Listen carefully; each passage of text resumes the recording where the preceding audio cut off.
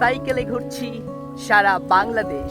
সাইকেলে সারা বাংলাদেশ ভ্রমণের 65তম দিনে চলে আসলাম বাংলাদেশের দিনাজপুরের বোচাগঞ্জের শেষ সীমানায়। তো সামনেই দেখতে পাচ্ছেন আই লাভ বোচাগঞ্জ। তো আমি আমার সাইকেলটা এখানে রেখে এখানকার প্রাকৃতিক সৌন্দর্য উপভোগ করব। তো এটা হচ্ছে পাকুড়ের গাছ, আর তার নিচেই এখানে যারা পর্যটক আসেন তাদের ছবি তোলার জন্য বা একটা যে আবেগের জায়গা আই লাভ বোচাগঞ্জ এটা লেখা হয়েছে। এখানে কয়েকটা ছাউনি আছে, এদিকে যারা পর্যটক আছে তারা এখানে বসতে পারে এবং প্রকৃতির হাওয়া তারা গ্রহণ করতে পারে।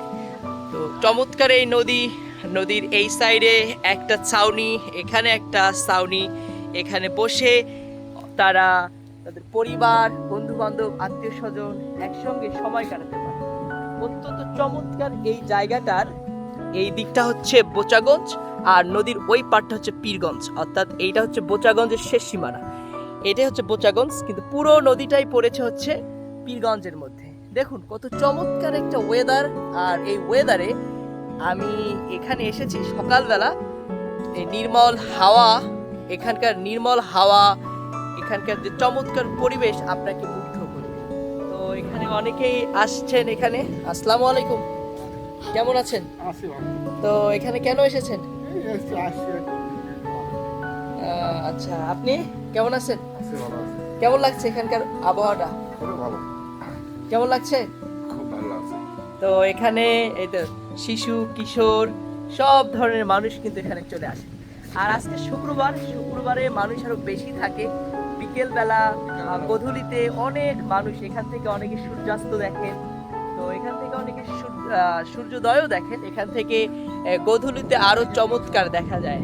ভাইয়া আসসালামু আলাইকুম, কেমন আছেন আপনি? ভালো, আপনি ভালো তো আছেন? এই তো আলহামদুলিল্লাহ। কোথা থেকে এসেছেন? আমার বাসা এখানেই, আমরা আসি, একটু ভালো লাগে এখানে, লোকজন আসে, বসে সময় কাটাই, সামনে নদী, অনেক ভালো লাগে। সবাই আসুক, আমরা চাই আমাদের এখানে ভাইরাল জায়গা।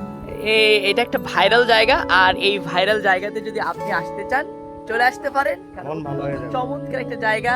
আপনি যদি ডিপ্রেশনে থাকেন বা আপনি যদি দুশ্চিন্তায় থাকেন, এখানে এসে এখান থেকে বসে বসে আপনি শুধুমাত্র এই যে ন্যাচারাল বিউটি, এটা জাস্ট আপনি এনজয় করবেন। আপনার সব দুশ্চিন্তা দূরে সরে চলে যাবে, একদম ভালো লাগবে। কারণ এখানে সব ধরনের মানুষ আসেন, এখানকার এই তো পরিবেশটা সবাই এনজয় করেন। দেখুন কত চমৎকার লাগছে।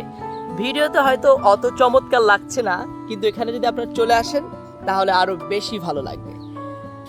তো আমি আছি বাংলাদেশের দিনাজপুরের এই বোচাগঞ্জ উপজেলায়। আমি বাংলাদেশের এক প্রান্ত থেকে আরেক প্রান্ত ছুটে চলেছি বাংলাদেশকে খুব ধীরে এবং কাছ থেকে দেখার নেশায়।